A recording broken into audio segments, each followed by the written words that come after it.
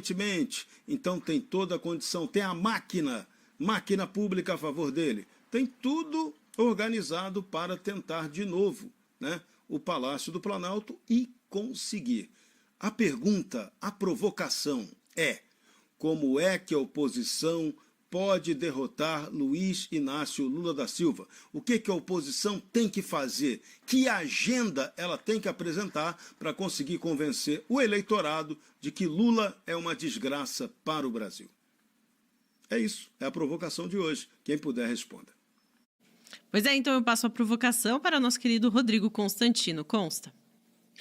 Bom, eu acho que uma coisa é certa.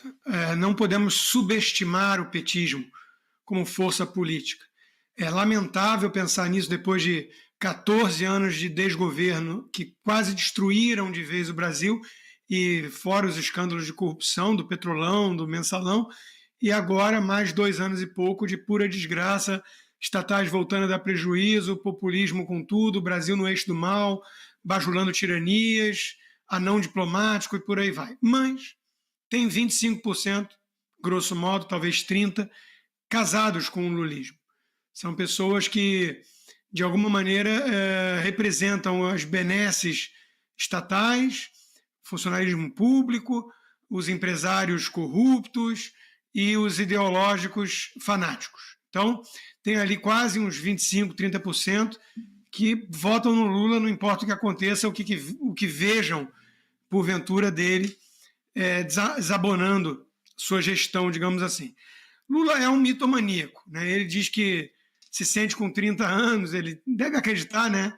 Ele deve achar que a Janja é a mulher mais desejada do mundo e que ele é um garotão de 30 anos. Não é verdade isso. Ele está parecendo a idade que tem, mas ele está com saúde. Assim como o Trump, assim como tantos outros ali perto dos 80 anos, que têm alguma saúde. Não era o caso do Joe Biden. Esse aí a esquerda realmente escondeu a decrepitude toda dele. Ele diz que ninguém aguenta mais mentira e ódio, né? O PT é o partido da mentira e é o partido do ódio, né? Eles chamam de animais selvagens aqueles que discordam politicamente deles. Então, e mentem o tempo todo, né? Mentem o tempo todo em relação aos outros e em relação a si mesmo, depreciando os adversários, demonizando-os, por exemplo, culpando o governo Bolsonaro pelas 400 mil mortes na pandemia. Na Argentina morreu o mesmo número de pessoas em relação à população e o Lula não culpou o seu companheiro Alberto Fernandes, que ele fez o L, defendia Lula e Lula defendia ele.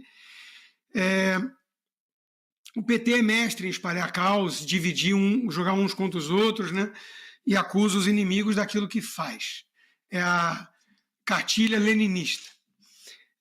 Por fim, as gestões petistas são sempre caóticas, levam à desgraça financeira, mas envolvem muito populismo, compra de votos mesmo, que demora a aparecer o estrago. Então, Vale Gás, milhões para cá, milhões para lá, Lei Rouanet, e aí vai aquela turma toda de petistas não grátis, cada vez em parcela maior, não existe quase mais petista grátis, né?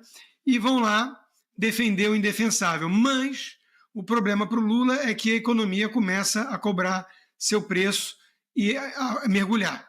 Isso começa a afetar a esperança do povo, as condições do dia a dia, de emprego e tudo mais, e pode ser um fator aí que leve à derrota do PT em 2026. O antipetismo é uma força crescente.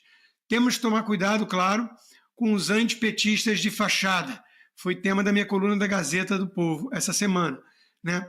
Existem muitos antipetistas de fachada por aí.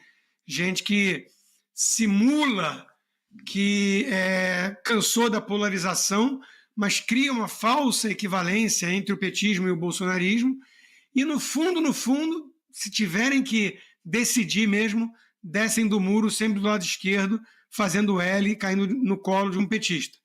A gente pode pensar em liberais do mercado financeiro que fizeram exatamente isso, cartinha pela democracia, depois fizeram L, ficaram com medo, mas não estão arrependidos para valer ainda, né? Então, esses são os antipetistas de fachada. Não podemos acreditar nessa turma, porque isso seria a volta do teatro das tesouras. E o Brasil nadou muito contra a maré vermelha até aqui para aceitar uma simples volta da estratégia das tesouras. Lembrando que o Alckmin era o tucano mais conservador, gritava que o ladrão queria voltar à cena do crime e resolveu voltar junto com ele. Aécio Neves se colocava como antipetista, hoje está tentando se recacifar como político, né?